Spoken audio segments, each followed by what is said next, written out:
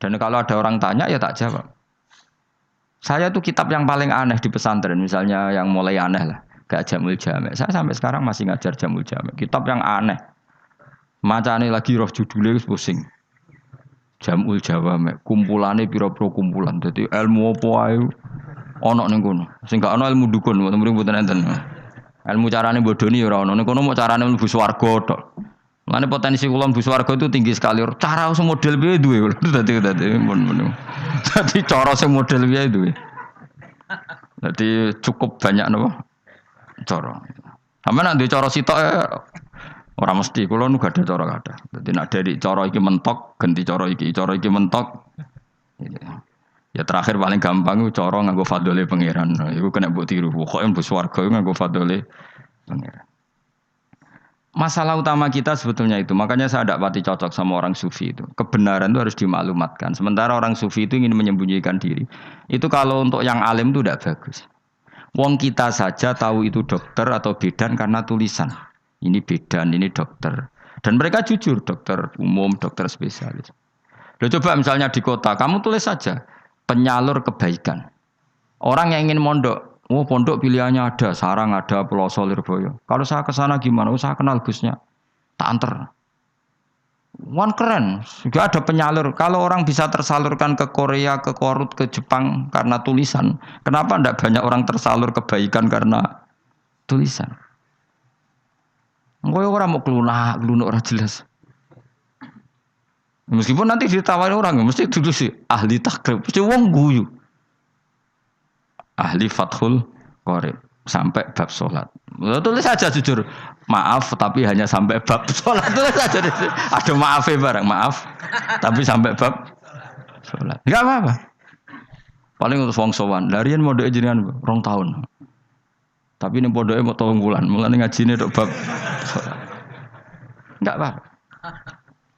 Loh itu dulu memang begitu. Rasulullah zaman Sugeng itu kalau ngajari santrinya itu balighu anni walau ayah, maklumatkan ke kampung kamu meskipun 1 ayat. Banyak sahabat kalau ditanya ya tidak bisa karena ngajinya tidak hatam.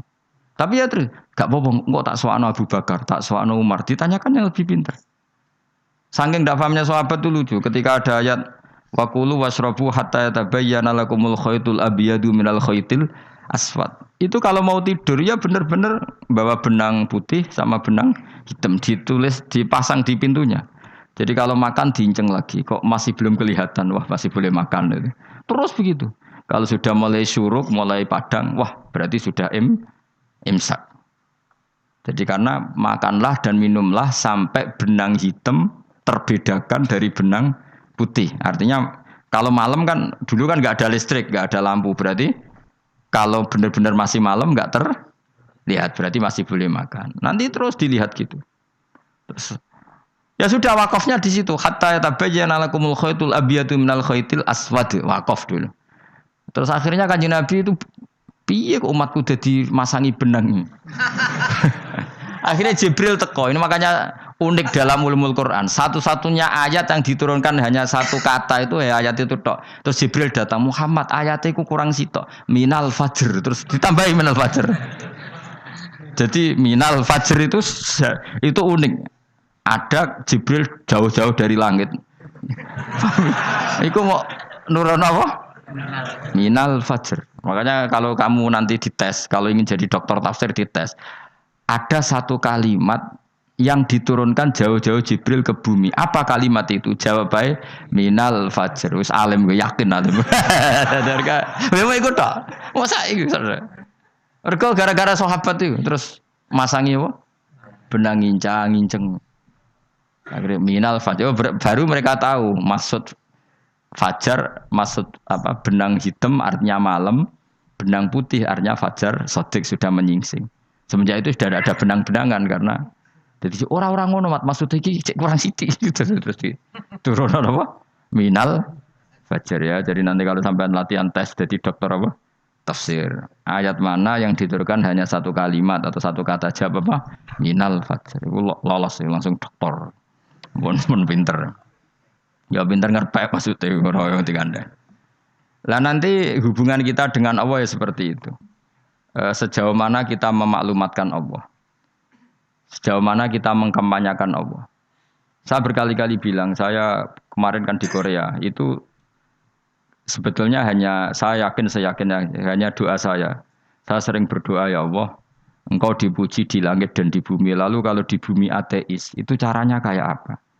Dulu saya itu terobati karena Uni Soviet setelah persemakmuran banyak menjadi negara apa? Islam. Berarti itu bukti bahwa Allah pun dipuji di bumi Uni Soviet.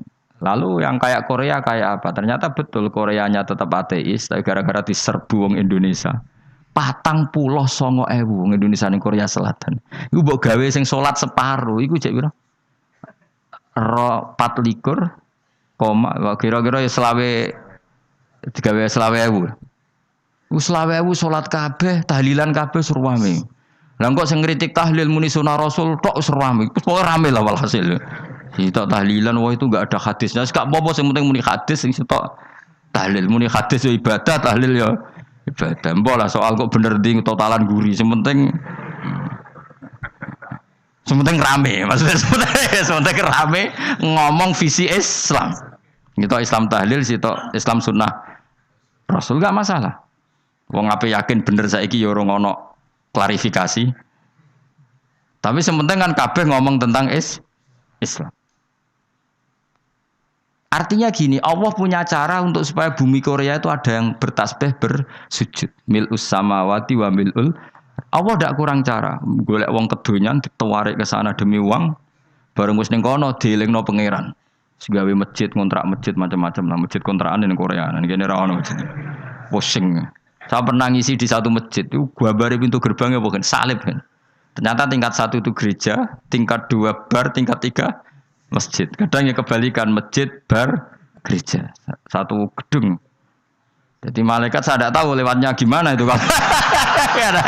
Enggak tahu.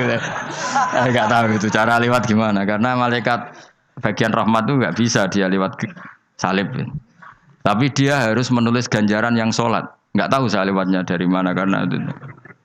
Ya tentu dia punya cara lah. Tapi yang jelas ya agak bingung ini gimana. Itu pernah yang tingkat 2 itu bar pas aktif. Ada santri yang ya pekerja imane pas-pasan. Kalau nate Gus badhe Jumatan mlebu bar pas aktif wae wong ayu. Meh wera Jumatan. Mergo mau tingkat 2 bar, tingkat 3 masjid. Itu ana khutbah yang barnya tetap main, ada bar yang masjidnya tetap khutbah. Itu masuk bar. Jumatan apa ning kene wae.